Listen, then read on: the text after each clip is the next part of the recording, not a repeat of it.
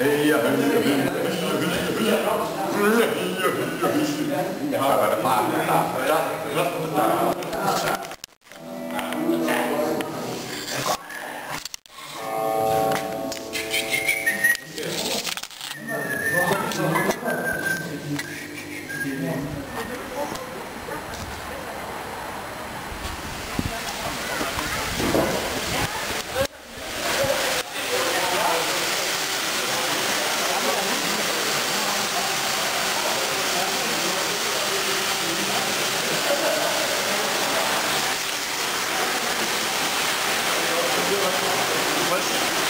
men det synes jeg.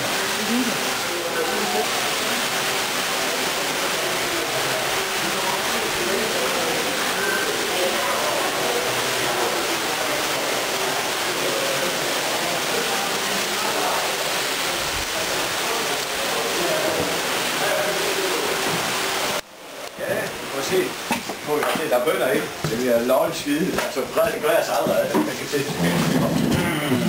Er det lidt to? Nå, det er sgu den. Må vi lige se de der bankoplader der? Ja. Kan du lige vippe et par stykker der? Altså, står der pølsehorn på, kan jeg se. Og banegården og SU. Det er sulten. Halløj. Sådan der. Ja. Det er fornemt. Ja, hun er mega dygtig. Hun bliver en perle. Hun er en perle, det er hun.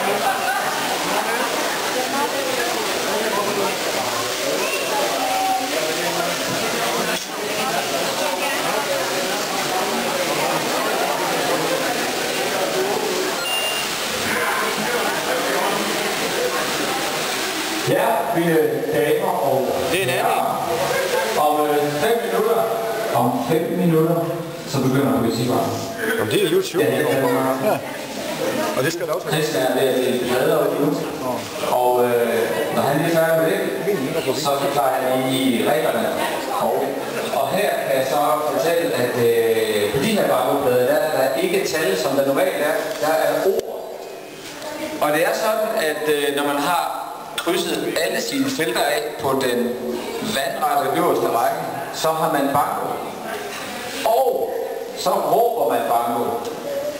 Og så skal den højt æder forfatter nok holde sin mund og tjekke pladen og dele præmie ud. Den første tekst stammer fra en novellesamling, der hedder Øresundsvej, og den handler alle novellerne handler om mænd, der har det rigtig skidt. Og Svend Erik her, han er på ingen måde en undtagelse. Ved 5-tiden stod han ud af sengen. Det var sulten, der trådte i stedet for tømmermænden. Han ringede efter en pizza. Ringede igen til Irene aflyste forfesten. Han kom senere og skulle lige se lidt på det oplæg, han havde til om mandagen. Han gik i bad. Da han kom ud, syntes han, der hang en dunst i luften. Så ringede det på. Det var pizzaen og penge og fuck for fanden. Men han tog med Dankort fluesmæk, og så gik det nok alligevel. Og lige underskriften Karl Marx skrev han. Hvis nu alle gjorde det, skrev det ville skulle være revolution, mand. Han satte sig i sengen, tændte for tv'et. Der var noget om krig. Han spiste halvdelen af pizzaen, drak noget cola og var imod den krig. Resten af pizzaen lå han ligge i æsken. Så blundede han lidt, skubbede æsken ned på gulvet, vågnede. Klokken var 7:30. Øl. Han skulle have nogle øl med til festen. Han tog flaskerne fra papkassen ud i køkkenet. Det var godt nok bofældens, men hvad fanden. Han kunne vel bare så i Netto. Han havde til 10 af de billige. Og så på bjørnebryg. Smøger. Fanden, sådan nogen skulle han også have nok. Så måtte han bomme nogen. Skulle han tage afsted med det samme. Han drak lige en enkelt bjørnebryg, mens han tog uniformen på med ordner. Skulle han barbere sig? Nej, det er lidt overlugt noget, pigerne kunne lide. Også dem, der ikke ville indrømme det. Og så afsted den anden bjørnebryg, mens han ventede på bussen. Og det var blevet koldt, synes han. Og så var det Race Against the Machine og dansegulv, og vi tager magten tilbage. Det var det ekko, der sang i ham, mens han sad på en stol og ventede på et eller andet. Og det var bøgerne, der lå og ventede på ham. Klokken blev 8. Han havde været oppe et par gange, men det var ikke bøgerne, der havde set på. Men nu her, 8:30, hvor han hellere ud den halve pizza på dagen før og drak lidt cola, og den var fed. Svend Erik rådede i sine lommer for at finde nogle penge til en ny. Han gik her til Kruse, hvor han tuttede 50 og 25, og talte 15 kroner op og smed den på disken nede i rotten og fik sin børn.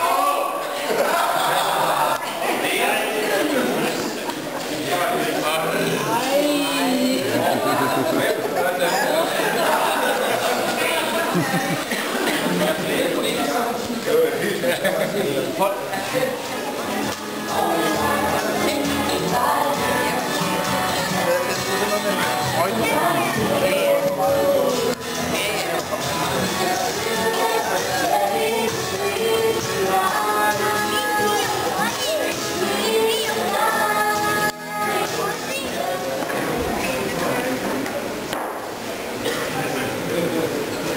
Måske mens der bliver ringet til, så vil jeg godt byde efter Christians flotte snak omkring Clean Boys, de bliver sådan præsenteret. Det vil jeg også gerne gøre.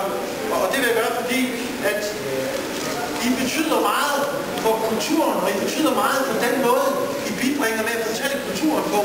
Det gør I en direkte måde, og det gør I uden omsvøb.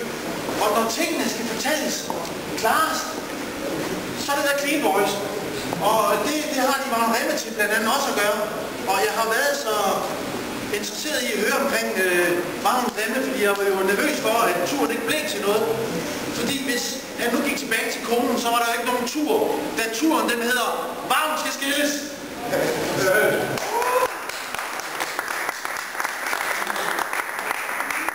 Og jamen altså, jeg har glædet mig helt utrolig meget til at komme her. Og det er jeg sikker på, at Clean Boys bag mig her også har. Og min glæde blev ikke mindre, da jeg kom ind i det her fantastiske rum.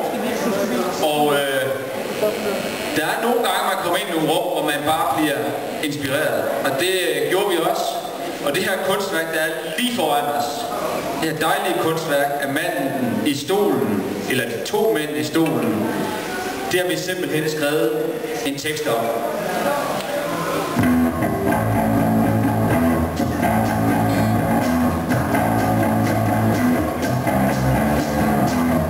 Hans pik kan tale.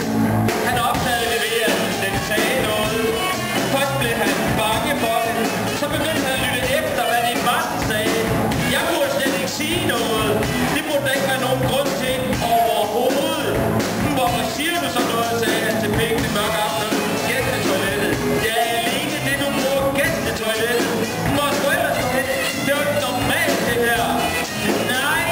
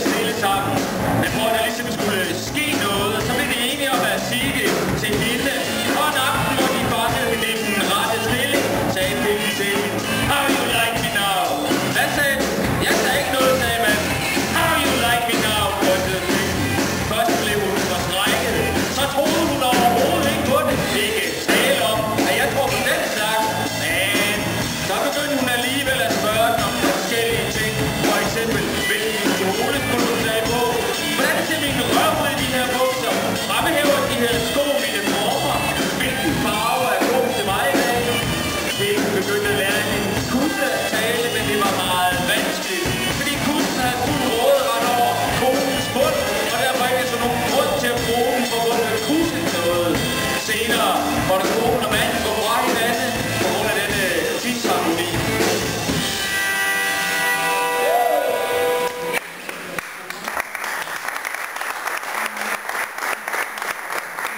Tak skal du have. Der var noget tid siden, der hørte jeg et program på radioen Pit om nogle munke over i Østen, som hver aften forberedte sig på at dø. Og det synes jeg egentlig lyder ret sjovt, så det i min egen Villa Danmark-version tænkte jeg, at det skulle jeg da også prøve. Så der er skrevet en tekster.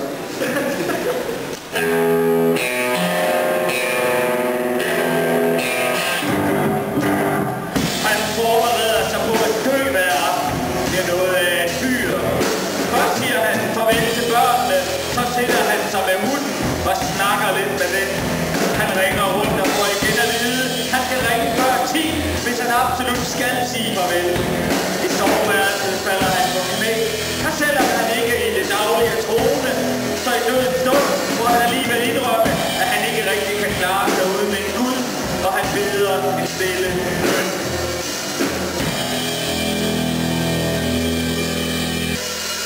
Så ligger han sig til at dø, men i dødsprocessen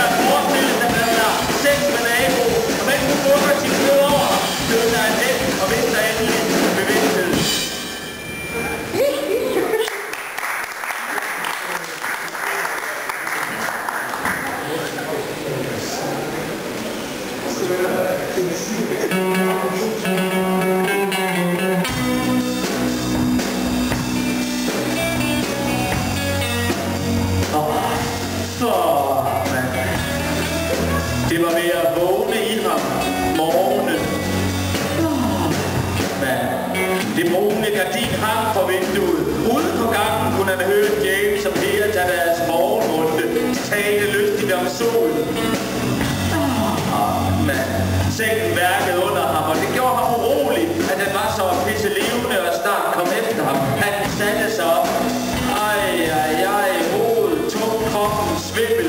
På gulvet faldt en tynd stribe lys. Han havde forsøgt at komme den til livs, men hver morgen lå den der på gulvet og skar sig ind i øjnene på ham. Og det gjorde ondt, men han tog da ikke lukke øjnene, men så kom det tilbage. Hele natten kom tilbage. Han tændte stearinlyset, brændte lidt af klumpen. Han lagde et stykke cigaretpapir på bordet, nudrede lidt af klumpen med den lidt tobak, rullede det sammen, og så det første hiv, og så i øjnene helt bløde.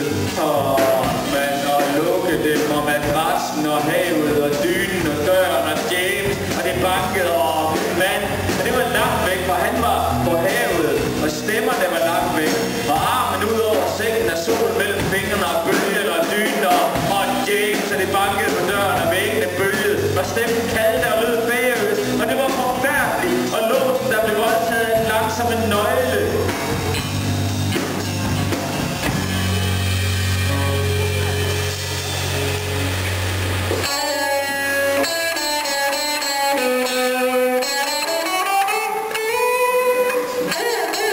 Så kom det tilbage alligevel. Hele natten og hængslerne knirkede og havet tømte og kulde og virkelighed, men ikke meget. Kun lidt James. Og James var et æbletræ. Han stod deroppe på afgrunden med æblerne hængende ud over kanten. Solen mod det æble, der faldt. Og det vågnede i ham, og han faldt også med æblekinder og brusende bølger mod klippevæggen og hav. Og kun hav. Så James, han var bølgerne ikke til at komme udenom. Og ordene var skubbesprøjt. Han skulle på værkstedet, sagde James. Han trængte til det, og James satte ham op i sengen. Fuck, man, og solen, det lede svin. Han havde været sent op i går, så sent. Han kunne ikke, han var også syg. Det var noget i lungerne, vand i lungerne, og det bølgede her, og bølgerne slog ind over. Og James var en storm og truede med havsnød, hvis ikke. Og så forsvandt han og tog havet med og kulden lidt tilbage. Og den rystede ham, og dynen var for lille, og han ville have havet tilbage. Men det var væk, og så stearinlys og klumpen skyllede væk også. Og så virkelighed af sol og døren ud til gangen. Han regnede op, lukkede døren, og toilettet, han skulle derud, men det var for levende, og reservelægeret, han famlede, det skulle være nu, inden toilettet kom efter ham, og han fandt det. Så stearinlys, klumpen, nulle og rulle tue. Man, og toilettet, det grinede, og han grinede, og væggene grinede, og Tove havde spredt sig og skridtet, og bredte sig i sengen, fyldte rummet med gul, tropisk duft. Ej, og de gule blomster i skridtet gnadede på ørken, og James på ørken, og satte en kø over ham og sved mellem benene, og ørken var vred, og så kom ud på toilettet. Han skulle trække af sit tøj, og luftrummet nærmede sig. Det åbnede gabet, rådede kønsdele, og der blev til taklet, og spejlet var næsvist, og ørken kom ud af spejlet, og ørken var sur. Fuck, man, og vandet kom, og der blod i pinset, sagde nej, der er ikke blod i pinset, sagde ørken. Så er der blod i bruser. Nej, der er ikke blod i bruser. Der er blod et eller andet sted. Nej, sagde ørken, der forsvandt, og der var blod alle vejen. Der var klumpen, da klumpen var gået med ørken, og solen hamrede ud af spejlet. Den væltede ind i ham, og han knuste det, og der kom blodet, og han blev levende og huskede. Han faldt op på gulvet og huskede det hele, og natten kom, og de spættede flise, trak ham ind i sig, og han blev og fruen rystede ham, og han ville ud, men mørket forlod ham ikke, og han åbnede øjnene, og ørken satte væltet ned på loftet, og han kunne få vejret, og satte ved sin kiste, og han ville ud, og der var jord, og det var vådt, og han bankede på låget, og der var stemmer ud, og de sagde noget, og de holdt op med at sige noget, og de forsvandt og kom tilbage, og de sagde amen, og det var så det.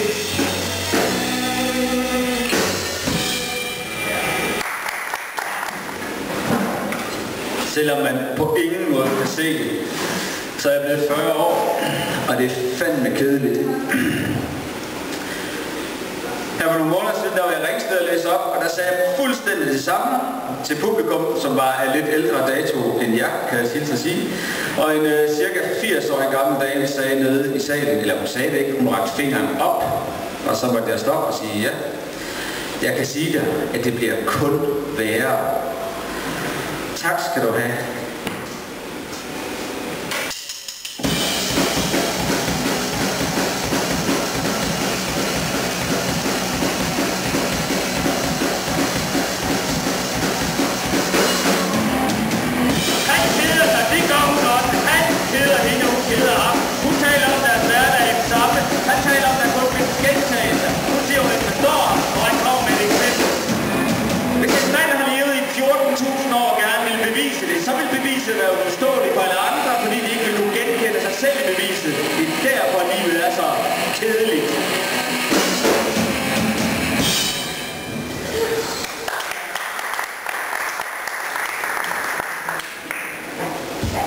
typisk, kunne han sige, i mange situationer, både ironisk latter mellem brokkene.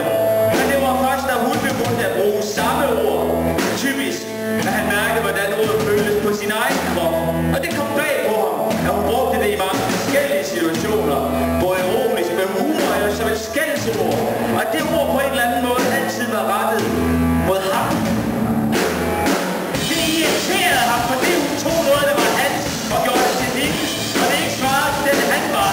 Og sådan byttede de mange ord og sætninger med hinanden, uden de nogensinde talte om det.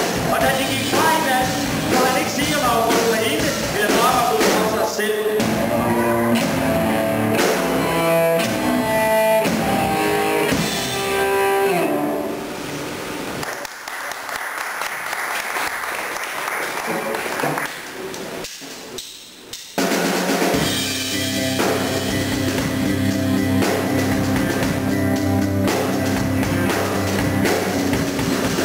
Han sidder i sin stol. Det er hans stol. Det er den, han sidder i, fordi han sidder i. Når han ikke sidder i stolen, findes stolen ikke.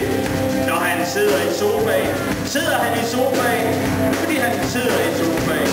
Når han ikke sidder i sofaen, findes den ikke. Han fortæller sin historie. Det er hans historie. Han fortæller det, fordi han lever det. Når han ikke fortæller det, er han ude af historien. Og når han er ude af historien, er der ikke mere at snakke om.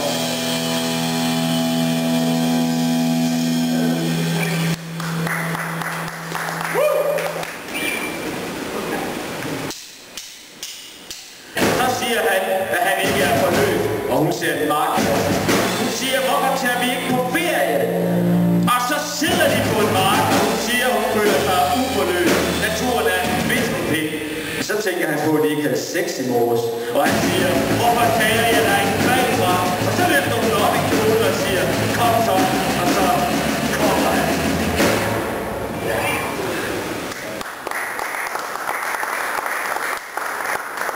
Og så det sidste lille pip for os.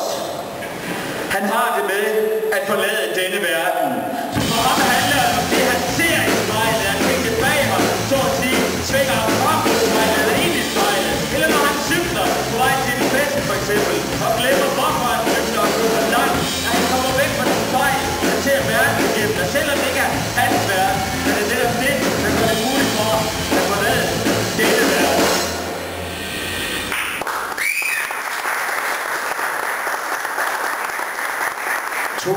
Tusind tak skal I have. Det har været en fornøjelse. Mine damer og herrer, Clean Boys. Det er med stor hånd. Jeg selv og Rem. Tak skal I have.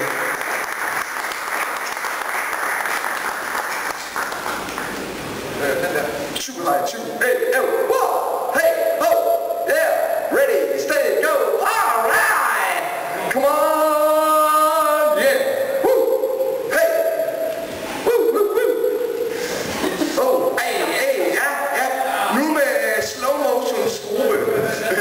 Tværtom, så skader det ikke en gang imellem at få presset skyklapperne lidt ud til siderne. Og det vil vi prøve at gøre på den helt positive måde her.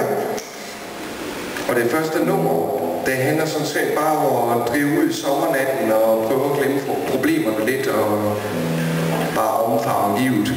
Det hedder Floating.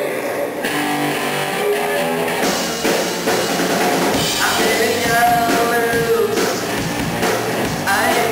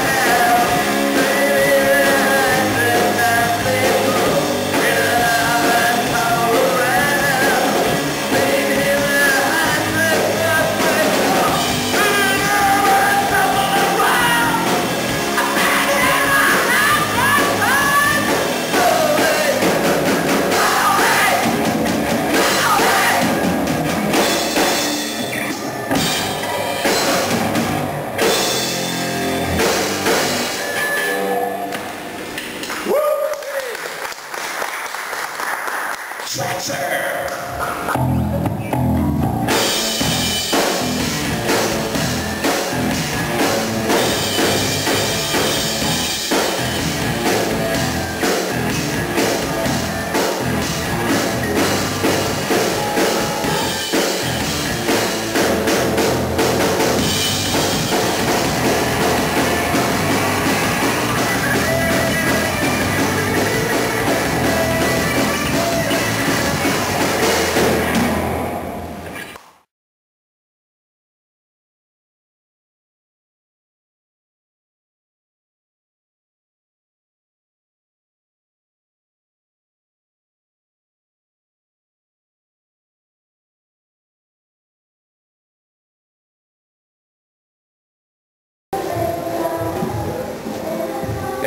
hvis der ikke må være, hvad kan man sige, udfordringer i det, vi laver, fordi nu er ordet pixel i den der. Men der er en tekst, der er 8 minutter lang, som kun er 6, ren 6, og der er ikke nogen vulgærord i, men der er ingen, der er i tvivl om, det er 6. Hvis den også skal ud, så er der også et tekst om et barn, der ja. Der er en mand, der er ude af hest, og hans liv, der er gået i stå, og alt muligt. Altså, det er også noget. Men det er jo ikke en god tekst for det heller. Det er jo den beskriver, at det kaos, han befinder sig i. Det er også, hvis man ikke vil skubbe lidt til folks indre grænser, så ved jeg heller ikke, altså. Men altså, det er jo ikke... Altså, jeg vil sige, hvis vi derinde, vi skal sidde og tolke i ord i tekster og sådan noget, så kan vi lige så godt pakke sammen og bare trille hjem, ikke? Fordi så...